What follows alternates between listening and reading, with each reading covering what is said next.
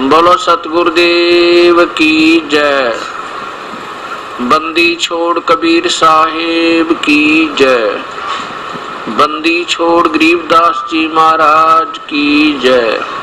स्वामी रामदेवानंद जी गुरु महाराज की जय। सर्व संतों की जय, सर्व भक्तों की जय, धर्मी पुरुषों की जय, श्री काशी धाम की जय, श्री छुड़ानी धाम की जय, श्री क्रोथा धाम की जय। सत साहिब गरीब नमो नमो सतपुरुष को नमस्कार गुरु की नहीं। सुर नर मुनि जन साधवा संतों सर्वस दीन। सतगुरु साहिब संत सब डंडो तुम प्रणाम। आगे पीछे मध्य हुए तिनको जा कुर्बान। निराकार निर्विषम काल जाल भयभंजनम। निर्लेपम निज नीर गुणम अकल अनुप बेसोन धुनम। सोहम सुरति समाप्तम सकल समाना नीरतल। उज्ज्वल हिरंबर हरदमम बेपरवा ऐथा है। वार पार नहीं मध्यतम ग्रीब जो सुमर सिद्ध होई। गणनायक गलता ना करो अनुग्रह सोई। पारस पद परवाना आदि गणेश मनाऊं। गणनायक देवन देवा चरण कमल लोलाऊं। आद्य अंत करु सेवा परम शक्ति संगीतम। रिद्धि सिद्धि दाता सोई अविगत गुण अतीतम। सत्य पुरुष निर्मोही जगदम्बा जगदीशम। मंगल रूप मुरारी तन मन अर्पू शीशम। भक्ति मुक्ति भंडारी सुर नर मुनि जन ध्यान। ब्रह्मा विष्णु महेशा शेष सहस मुख गावे। पूजय आद्य गणेशा इंद्र कुबेर सरीखा। वरुण धुर्म राय ध्यावे समर्थ जीवन जी का। मन इच्छा फल पावे 33 कोटि अदारा। जावे से 88 उतरे भव जल पारा। कट है यम की फांसी 33 कोटि अदारा। जावे से 88 उतरे भव जल पारा। कट है यम की फांसी। सत साहिब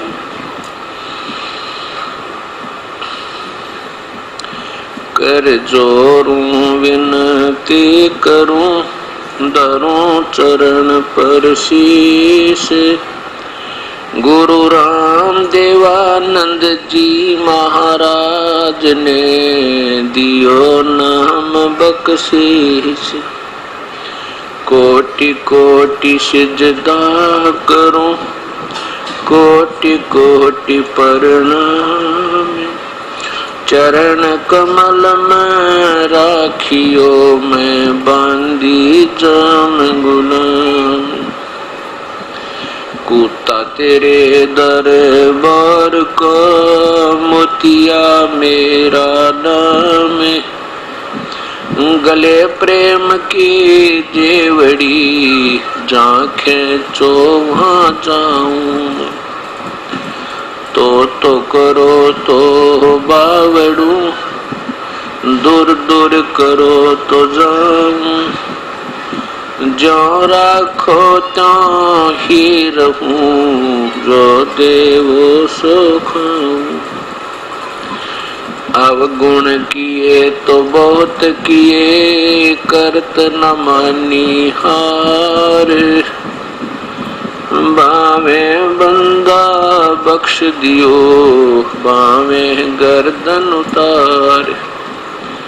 अवगुण मेरे बाप जी बख्शो गरीब नवाज।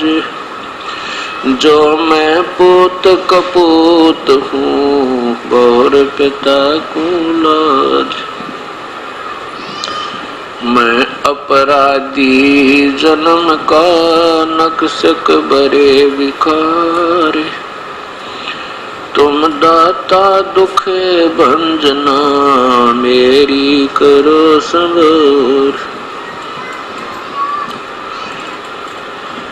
राम नाम रटते रहो, जब तक घट में प्राण, कब हो तो दीन दयाल को भनक पड़ेगी कान। कबीर लौट सको तो लूटियो, राम नाम के लूटे, पीछे फिर पछताओगे, प्राण जहांगे छूटे। नहीं भरोसा देही का, विनस जावे छन माही, श्वास उश्वास में नाम जपो हो, और यतन कछु नाही। श्वास उश्वास में नाम जपो, व्यर्थ श्वास मत खो, ना जाने इसे श्वास को हो, आवन हो कि न हो। राम रटत कोडी भलो, चू चू पड़े जो चाम, ये सुंदर शरीर किस काम, कहा जा मुख नाही नाम। राम रटत कन्या भली, साकट भलो न पूत, जैसे छेरी के गल में गलथना, जिसमें दूध नहीं मूत। राम रटत दारिद्र भलो, बामे टूटी घर की छान, वो सुंदर महल किस काम के, जहाँ भक्ति नहीं भगवान। बंदे तू कर बंदगी, जचावे दीदार, अवसर मानुष जन्म का, भाई मिलन बारंबार।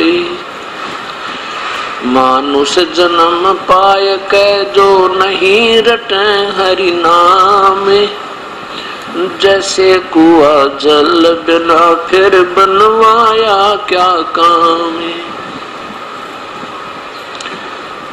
कबीर हरि की भक्ति करो हो, तज विषयों रस चोजी, बार बार ना पाओगे ये मनुष्य जन्म की मौज। पूर्ण ब्रह्म परमात्मा, सारी सृष्टि के रचनहार, कुल मालिक, अनंत कोट ब्रह्मांड के स्वामी कबीर परमेश्वर की असीम रजा से इस पवित्र नगरी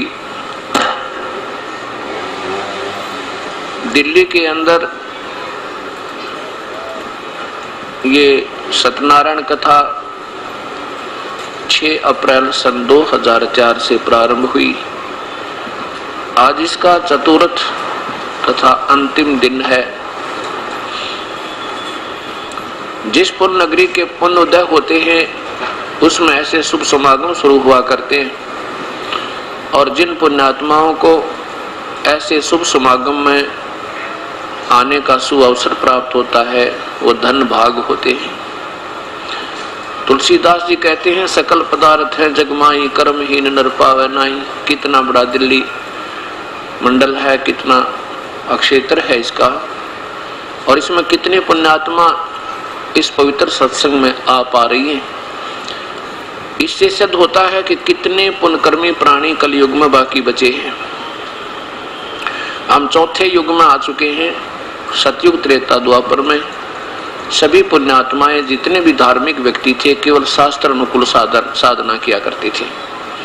और कलयुग में आकर के हमें उन शास्त्रों का यथार्थ समझ न आने से, हमारे जो गुरुओं ने, जो धार्मिक गुरु रहे पहले, उन्होंने अपने पवित्र धर्मों के पवित्र शास्त्रों को ठीक ना समझने से शास्त्र विरुद्ध साधना पर पूरे समाज को, पूरे भगत समाज को, चाहे वो हिंदू है, मुसलमान, सिख या ईसाई है, वो अपने पवित्र शास्त्रों में वर्णित विधि से विरुद्ध साधनाएं कर रहा है, जिसके कारण वो शास्त्र विरुद्ध साधना कहलाती है।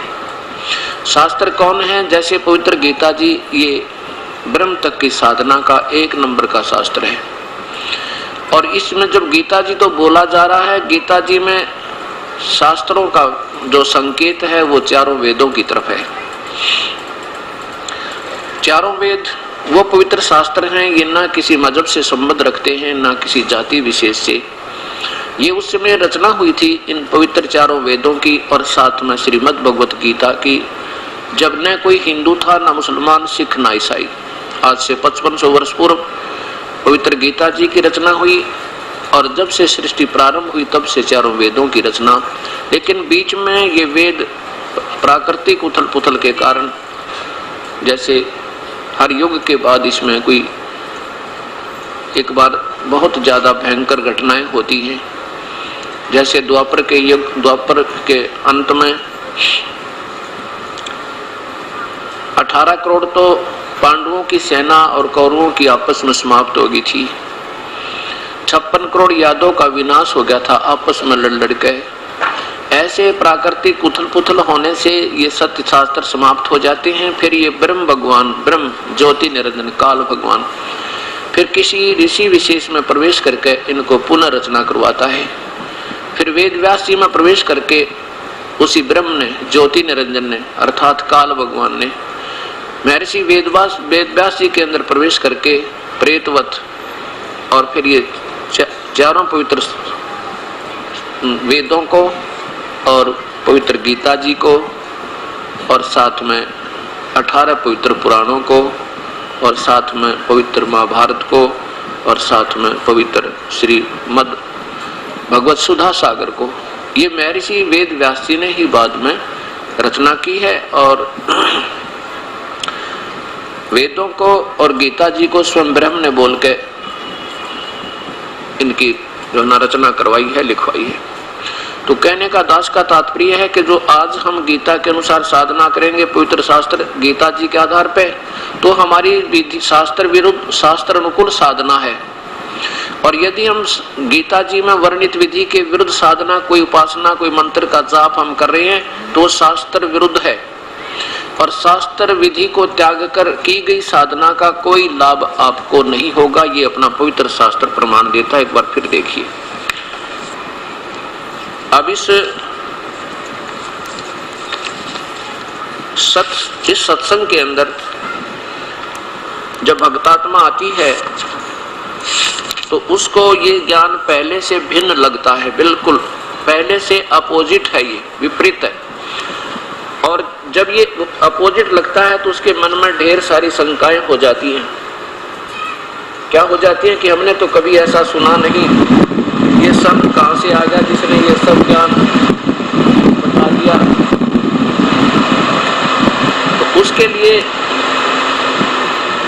हमने अपने पवित्र शास्त्रों का सहारा फिर लेना होगा, क्योंकि आज तक जितने भी महापुरुष हुए हैं इस पवित्र शास्त्र गीता जी की ओट लेकर ही, इसका सहारा लेकर ही, इसका नाम लेकर ही भक्त आत्माओं को संबोधित करते रहे और पुण्यात्मा गीता जी का नाम सुनकर भावुक होकर उनके सत्संग में जाती रही। अब पता चला कि उन्होंने गीता जी में वर्णित ज्ञान को तो समाज तक पहुंचाया ही नहीं, अपनी दंत कथाएं सुनाई, गीता जी का नाम लिया। ये पवित्र गीता जी, इसमें अध्याय नंबर 16 का और श्लोक नंबर 23-24 में प्रत्यक्ष प्रमाण करते हैं भगवान, ये ब्रह्म गीता बोल रहा है, श्री कृष्ण गीता नहीं बोल रहे। अब ये सारी बातें आपको उलट लगेंगी, लेकिन ये प्रमाण दिए जाएंगे फिर सुलट हो जाएंगी। 23 में लिखा है कि जो साधक, जो पुरुष, जो व्यक्ति शास्त्र विधि को त्याग कर अपनी इच्छा से मनमाना आचरण करता है, वह न सिद्धि को प्राप्त होता है, न परम गति को और न सुख को ही। जिसने वेदों में वर्णित विधि के विरुद्ध साधना की है, गीता जी में लिखी मार्ग के विरुद्ध पूजाएं की हैं, वो न तो सिद्धि होए, न उसकी कोई गति बने और न ही उसको कोई सुख होए। इसलिए अर्जुन, ये 24वां श्लोक है, इससे तेरे लिए कर्तव्य और अकर्तव्य की व्यवस्था में जो आपने भक्ति करनी चाहिए जिस आधार पर, वो और जो नहीं करने चाहिए भक्ति के कर्म, वो तेरे लिए शास्त्र ही प्रमाण है। इस ऐसा जानकर तू शास्त्र विधि से नियत कर्म करने योग्य है, अर्थात और साधना मत करना। अब गीता जी को किसने बोला है? ये ब्रह्म बोल रहा है, श्री कृष्ण जी गीता को नहीं बोल रहे। अब इस बात का आपको, क्योंकि प्रथम बार ये ज्ञान सुन रहे हो, एकदम अपोजिट सा लगेगा, विपरीत सा लगेगा, जैसे महाराज जी क्या कह रहे हैं। आज तक किसी ने ये नहीं कहा कि गीता श्री कृष्ण जी ने नहीं बोला, और ये कह रहे हैं कृष्ण जी ने गीता नहीं बोला। कृष्ण जी का शरीर तो बोल रहा था, लेकिन उसमें वो ज्योति निरंजन भगवान ब्रह्म प्रवेश कर गया सूक्ष्म रूप बनाकर। जैसे एक प्रेत आत्मा किसी दूसरे शरीर में प्रवेश कर जाती है तो वो प्रेत आत्मा बोलती है। उस समय उस ओरिजिनल आत्मा को, जिसका वो शरीर है, उसको मालूम नहीं होता तूने क्या कहा था, तू क्या बोली थी। जैसे किसी में प्रेत आ जाते हैं तो अपनी अपनी वाणी बोलते रहते हैं, जब वो निकल जाते हैं तो उसके बाद फिर वो ओरिजिनल आत्मा होश में आती है, फिर वो दूसरे ही बताते हैं कि तू ऐसे बोल रहा था, तू ऐसे बोल रहा था, तूने ये कहा था। ऐसे भगवान श्री कृष्ण ने गीता नहीं बोला, ये तो काल भगवान ज्योति निरंजन जो ब्रह्मा विष्णु महेश के पिताजी हैं, ये गुप्त रहते हैं। इसने कसम खाई है कि मैं कभी किसी के सामने प्रत्यक्ष रूप में नहीं आऊंगा, एज इट इज जैसा मैं हूं व्यक्तिगत रूप से मैं किसी को दर्शन नहीं दूंगा, और गुप्त रूप में मैं सब कार्य करता रहूंगा।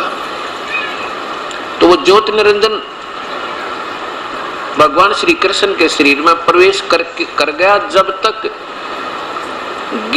तक महाभारत पूरा ना हो लिया। अब देखो, इस प्रसंग को फिर आप आज पुनः दोहराना होगा, क्योंकि वैसे पहले दिन दास ने इसको बताया था, आपके सामने प्रमाण भी पेश किए थे कि गीता श्री कृष्ण जी ने नहीं बोला। अब फिर दोबारा आपके सामने ये प्रमाण पेश करने होंगे ताकि आप इस सत्संग को प्रेम पूर्वक सुन सकें। गीता जी के ज्ञान की कब आवश्यकता पड़ी? जब अर्जुन युद्ध करने से मना कर देता है, दोनों सेनाओं के बीच में भगवान श्री कृष्ण ने अर्जुन की प्रार्थना पर रथ को खड़ा कर दिया दोनों सेनाओं के बीच में, और अर्जुन ने देखा कि सामने अपने ही भाई और भतीजे, अपने ही रिश्तेदार बहनों के पति, अब किसको मारे और किस पर राज करे। ना जाने करोड़ों बहन विधवा होंगी, करोड़ों बच्चे अनाथ होंगे। तो भगवान अपने मन में फैसला ले लेता है, अर्जुन हे परमात्मा, ऐसे अनर्थ, ऐसे रुद्र से सने हुए राज्य को अगर हम भोगेंगे तो भी पाप के भागी होंगे, हमने ऐसा राज्य नहीं चाहिए। और ये सोच कर, ये विचार करके युद्ध ना करने का अटल फैसला करके रथ के पिछले हिस्से में बैठ गया। अब युद्ध क्यों हो रहा था? युद्ध क्यों हो रहा था? क्योंकि कौरवों ने और पांडवों का, कौरव और पांडवों का आपस में भाई बंटवारा नहीं हो रहा था। उनका आपस में ये राज्य का विभाजन नहीं कर पा रहे थे। पांडव कहते थे हमें आधा राज्य दे दो, कौरव कहते थे नहीं हम नहीं देंगे, क्योंकि हमारे पिता बड़े हैं, बड़े का अधिकार होता है, और तुम्हारे पिता को तो टेम्परेरी दिया गया था, ये छोटा होने के कारण हमारे पिताजी अंधे थे, अब हमारा अधिकार है, हम नहीं देंगे आपको। इस कारण से उन्होंने रिश्तेदारों को इकट्ठा किया, एकत्रित किया, तो वहां सब ने आकर के उनको समझाने की चेष्टा की, लेकिन नहीं माने। भगवान श्री कृष्ण भी 3 बार शांति दूत बनकर गए थे, और यहां तक कहा था धृतराष्ट्र समझा दे इन बच्चों को, आप समझा सकते हो इनको।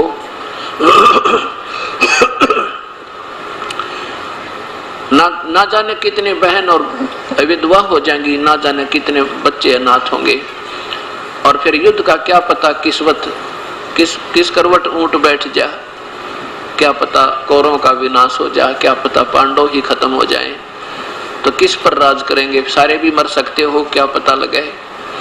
ऐसे भगवान श्री कृष्ण भी 3 बार शांति दूत बनकर गए थे, उनको समझा करते थे, युद्ध से होने वाली हानि याद दिलाया करते थे, लेकिन नहीं माने। अंतिम बार फिर भगवान सोच कर जाते हैं कि अब क्या इनको फाइनल फैसला दे देता हूं। कौरव और पांडव की मीटिंग बुलाई, भगवान श्री कृष्ण ने सोचा कि कहीं ये पांडव जो हैं ये तेरे रिश्तेदार हैं और ये सोच रहे हो कि हमारे साथ भगवान है, हमारे को तो अब चिंता ही नहीं, हम इसलिए ये युद्ध न करने पर राजी ना हो रहे हो, ये अड़े बैठे हैं। तो भगवान ने सोचा कि मैं एक युक्ति सोचता हूँ, शायद इससे युद्ध टल जावे, क्योंकि भगवान श्री कृष्ण ये अनर्थ कराना नहीं चाहते थे, बिल्कुल नहीं चाहते थे। वो तो एक सतोगुण भगवान थे, वो तो इतने नेक आत्मा थी कि भगवान विष्णु की छाती में भृगु ऋषि ने लात मार दी थी और फिर भी भगवान श्री विष्णु ने कहा था कि हे ऋषिवर, मेरा तो पत्थर जैसा सीना था, आपके कमल जैसे पैर पे चोट तो नहीं आई, पैर को पकड़कर सहला रहे हैं। अगर भगवान श्री विष्णु जी युद्ध के इच्छुक होते तो सुदर्शन चक्र से भृगु ऋषि के टुकड़े टुकड़े कर सकते थे। नहीं, ये सतोगुण भगवान है, ये ऐसा अनर्थ ना करते हैं ना करवाते हैं। तो भगवान ने ये फैसला दे दिया दोनों की मीटिंग में, कौरव और पांडव की मीटिंग में, भाई देख लो, अब तुम तो जिद पर अड़ गए हो, मान नहीं रहे कतई भी।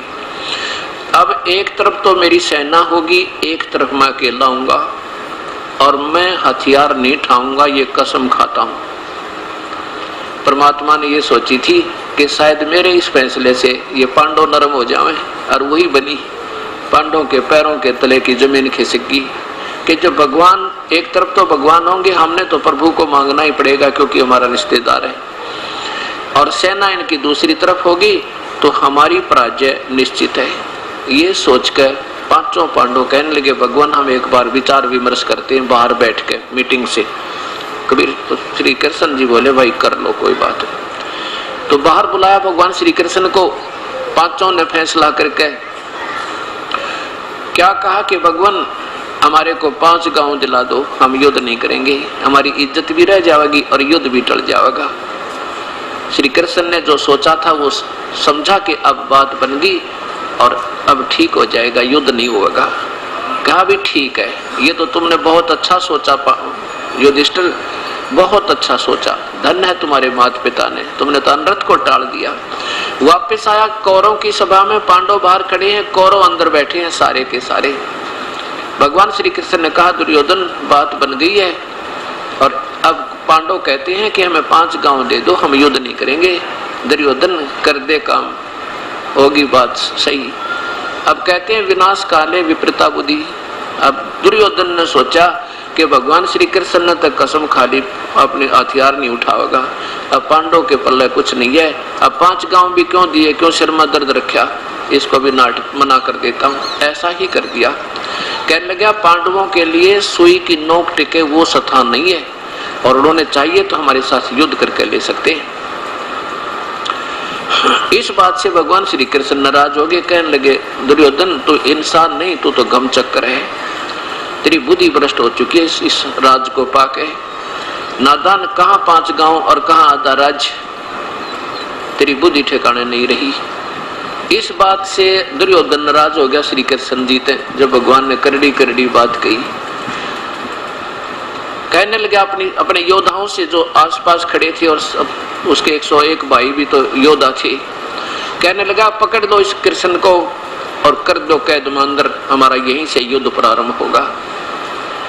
अब जो ही श्री कृष्ण की तरफ दुर्योधन के योद्धा चले, भगवान ने देखा कि ये तो नीच आत्मा अपनी नीचता पर आ चुके हैं।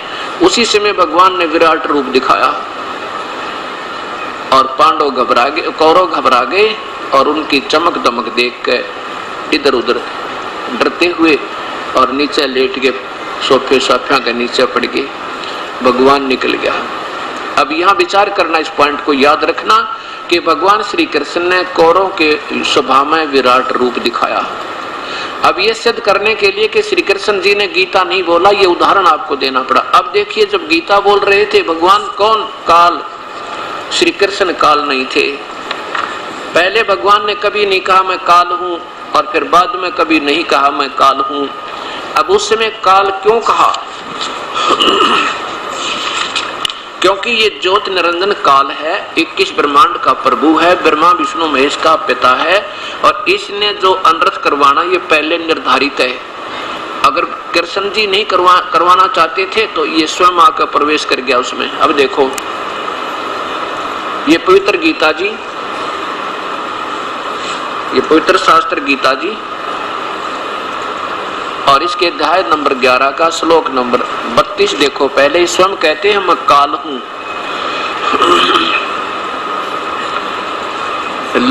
32वां श्लोक है, लोकों का नाश करने वाला मैं बढ़ा हुआ काल हूं। और इस समय ये महाकाल लिखा ना, ये वैसे संस्कृत केवल काल हूं, काल है, काल है माने काल हूं, चलो जैसा भी। इस समय इन लोकों को नष्ट करने के लिए प्रवृत्त हुआ हूं। और जो प्रतिपक्षियों की सेना में सचित योद्धा लोग हैं वो तेरे बिना भी, अर्थात तू ना लड़ेगा तो भी मार दूंगा मैं इनको, ये सब तेरे बिना भी नहीं रहेंगे, अर्थात तू युद्ध ना करेगा तो भी इनको मार दूंगा मैं, ये मर जाएंगे। अब कहता मैं काल हूं, स्वयं स्वीकार कर रहा मैं काल हूं। आगे देखो नीचे, अब इसको देखिए 46वें श्लोक में, क्योंकि इस काल के 1000 भुजा हैं, ब्रह्मा विष्णु महेश केवल 4 भुजा के हैं। यही अध्याय नंबर 11 का और श्लोक नंबर 46। इसमें क्या कहा कि मैं वैसे ही, अर्जुन कह रहा है भगवान मैं आपको उसी प्रकार, मेरे से देखा नहीं जाता आपका भयंकर रूप, विराट रूप, अब मैं आपको वैसे ही जैसे, क्योंकि वो श्री कृष्ण मान रहे थे लेकिन वो काल बोल रहा था। आपको मुकुट धारण किए हुए हाथ में गदा और चक्र हाथ में लिए हुए देखना चाहता हूं। इसलिए हे विश्वरूप, हे विराट रूप, हे सहस्र बाहो माने 1000 भुजा के भगवान, सहस्र माने 1000 होती है, बाहु माने भुजा, सहस्र भुजा वाले भगवान आप उसी चतुर्भुज रूप में प्रकट होइए। अब देखो, अब 47वां देखो इसी पवित्र गीता का, इसमें क्लियर हो जाएगा जो दास आपको स्पष्ट करना चाहता है। हे अर्जुन, अनुग्रह पूर्वक मैंने अपनी योग शक्ति के प्रभाव से यह मेरा परम तेजोमय सबका आदि और विराट रूप, सीमा रहित विराट रूप तुझको दिखलाया, जिसे ये देखना जानते हैं, जिसे तेरे अतिरिक्त दूसरे किसी ने पहले नहीं देखा था। अब ये सोचिए, यहां से सिद्ध होता है कि श्री कृष्ण गीता नहीं बोल रहे। अगर श्री कृष्ण जी होश में होते गीता बोल रहे होते तो ये नहीं कहते कि तेरे सिवा पहले किसी ने नहीं देखा था, नहीं तो कौरवों की सभा में ये अपना विराट रूप श्री कृष्ण दिखा चुके थे महाभारत होने से पहले, गीता बोलने से पहले। ये नोट करना इस पॉइंट को, तेरे से पहले, तेरे अतिरिक्त पहले किसी ने पहले नहीं देखा था। इससे सिद्ध हो गया कि श्री कृष्ण जी ने गीता नहीं बोला, यो काल बोल रहा था। अब दूसरा प्रमाण ये देते थे कि कहते हैं भगवान श्री कृष्ण इसलिए युद्ध करवाया, अर्जुन जो है अक्षत्रिय होते हुए अक्षत्रिय धर्म का पालन नहीं कर रहा था, नहीं तो अक्षत्रिय हो जाते, कर्तव्य प्रयाण नहीं रहते तो व्यवस्था बिगड़ जाती। ये भी गलत है, क्योंकि भगवान श्री कृष्ण स्वयं अक्षत्रिय थे और उन्होंने जब काल्यवन ने मथुरा पर चढ़ाई की थी और भगवान श्री कृष्ण अक्षत्रिय होते हुए युद्ध छोड़कर काल्यवन के सामने और भाग के एक गुफा में प्रवेश कर गए थे, किसमें, जिसमें एक मुचकंद नाम का राक्षस राजा सिद्धि युक्त सोया हुआ था। इसका ज्ञान भगवान श्री कृष्ण को नारद जी से हुआ था कि इस गुफा में एक मुचकंद नाम का एक सिद्धि युक्त राजा सोता है, 6 महीने सोता है, 6 महीने जागता है। जागता जब तो युद्ध करता रहता है, सोता है तो उसकी खराटे भरता रहता है, कोई बीच में कच्ची नींद उठा दे तो उसकी आंखों से अग्निबाण ऑटोमेटिक निकलते हैं सिद्धि के और सामने वाले को खत्म कर देता है। तो भगवान श्री कृष्ण ने सोचा कि 18 करोड़ सेना है इस काल्यवन की और हमारी इतनी समर्थता नहीं है और हम युद्ध भी करेंगे तो ना जाने कितने दुनिया का विनाश हो जाएगा। तो भगवान ने अपने क्षत्रिय धर्म को भूलकर उस विनाश को टाल दिया और आगे आगे भागकर उस गुफा में प्रवेश कर गया। साथ में पीछे पीछे काल्यवन भी उनके पीछे उसमें प्रवेश कर गए कंदरा में। भगवान ने जाकर के श्री कृष्ण ने अपनी एक पीताम्बर अलग से चादर रखा करते पहले पीले से रंग की, और वो जाकर के सोए हुए मुचकुंद पर उठा दिए और आप थोड़े से गहरे चले गए उस गुफा में। अब काल्यावन ने देखा कि कृष्ण तेरे से डर कर यहाँ छुप कर सो गया है, अब इसको ठीक करता हूँ। मुचकुंद को श्री कृष्ण जानकर काल्यावन ने पकड़कर टांग न्यों मरोड़ दी। अब दर्द हुआ तो काल्यावन की निंद्रा भंग हुई, आंखें खुली तो आंखों से अग्नि बाण छूटे, काल्यावन का विनाश हुआ। और फिर पकड़कर टांग श्री कृष्ण ने उस काल्यावन की मृतला शरीर की और उनकी सेना के सामने लाकर पटक दिया। सेना राजा की मृत्यु सेना की हार मानी जाती थी। तो काल्यावन की सेना के मंत्री कहने लगे कि ठीक है, हम शीघ्र ही आएंगे दूसरा राजा नियुक्त करके और तुझे फिर देखेंगे। कृष्ण होशियार खोले।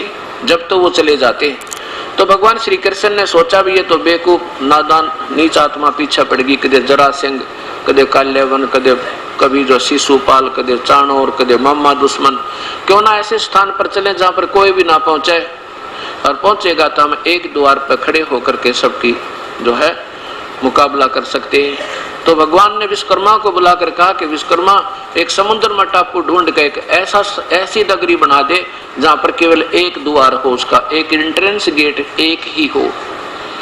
तो विश्वकर्मा ने ऐसा ही कर दिया, जिसको द्वारका कहने लगे। भगवान ने अपना सारे यादों को लेकर रातों रात वहां से निकल गए, चले गए। तो भगवान नहीं चाहते थे क्यों मूर्खा गेल मूर्ख हुए, ये तो बुद्धि भ्रष्ट हुए पड़े हैं, हम भी क्यों गेल पागल हुए। इसलिए ऐसे स्थान पर चलते हैं वहां तक ना तो ये सेना पहुंचे, और पहुंचेगी तो रास्ते में भूखे मर लेंगे, और नहीं फिर आएंगे तो हम एक ही अपने द्वार पर सारी सेना को रखकर उनका मुकाबला करेंगे। क्यों? अपनी रक्षा के लिए युद्ध करना पाप नहीं होता, दूसरे के राज हड़पने के लिए युद्ध करना महापाप होता है। अब दो प्रमाण हुए, और तीसरा प्रमाण अब आपको देते हैं कि जब युद्ध समाप्त हुआ, पांडव विजयी हुए, कौरवों का विनाश हुआ, भगवान श्री कृष्ण कहते हैं भाई मैं द्वारका जाऊंगा, अपना काम संभालूं, अब अपना राज करो। युधिष्ठिर को राजगद्दी प्रदान कर दी। तो सभी ने मिलकर ये एक सलाह मिलाई कि भगवान, क्योंकि भगवान श्री कृष्ण पांडवों के गुरु भी थे, धार्मिक गुरु, आध्यात्मिक गुरु जो कहते हैं, कि इनसे प्रार्थना करते हैं कि हम एक सत्संग करके जावें ताकि हम इनके विचारों के आधार पर अपना जीवन सफल करें। ये प्रार्थना जब भगवान के सामने रखी तो भगवान श्री कृष्ण ने प्रार्थना सबकी स्वीकार की तथा समय, स्थान और तिथि निहित कर दी। निश्चित तिथि को निश्चित स्थान पर निश्चित समय पर श्री कृष्ण और अर्जुन उस सत्संग स्थल के आसपास टहल रहे हैं। श्रोतागण आकर के अपना स्थान ग्रहण कर रहे हैं। अर्जुन कहता, ए देवकी नंदन, आज मुझे वही आज के सत्संग में वही गीता जी का विषय रखना जो आपने, वही गीता जी सुनाना जो आपने मुझको युद्ध के दौरान सुनाया था, युद्ध से पूर्व सुनाया था। बहुत ही अच्छा ज्ञान था, लेकिन मैं भूल गया हूं उसको, अब मुझे पुनः बता दो, वो पुनः सुनाना।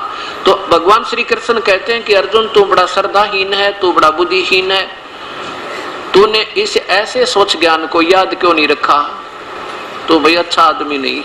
और स्वयं कहते हैं कि मुझे तो अब याद नहीं मैंने क्या कहा था, मैं जो कहता हूं नहीं बता सकता। बताओ या कोई बात हुई? अब मैं ये दास सत्संग कर रहा है, आप सुन रहे हो, 4 दिन के सत्संग को आप 30% याद नहीं रख सकते, और मेरे से आप कभी सुन लेना, तभी सुना दूंगा क्योंकि मैं बोल रहा हूं। और मेरे अंदर कोई भूत बोल रहा होता तो भाई फिर तो मैं ये शब्द कहता भी तुमने क्यों नहीं याद रखा, अब मुझे तो याद नहीं। ऐसे कई देखा है। एक जमींदार था, उसमें श्रृंगी ऋषि की आत्मा प्रवेश आती थी, और उसका फिक्स समय था शाम को 4 से 6 2 घंटे वो आके उस प्रेतवत, और 2 घंटे पूरी संस्कृत बोला करती थी, उसका फिर सरलार्थ करा करती थी और फिर चला जाता था। उसके बाद उस जमींदार ने कक्खा भी नहीं आवे, वो कुछ नहीं जानता था, अक्षर भी नहीं जाने था, और तब संस्कृत बोला करता। तो ऐसे ये काल आ गया उस श्री कृष्ण के शरीर में, और ये गीता का ज्ञान कह गया। और भगवान कहते हैं मुझे याद नहीं मैंने क्या कहा था।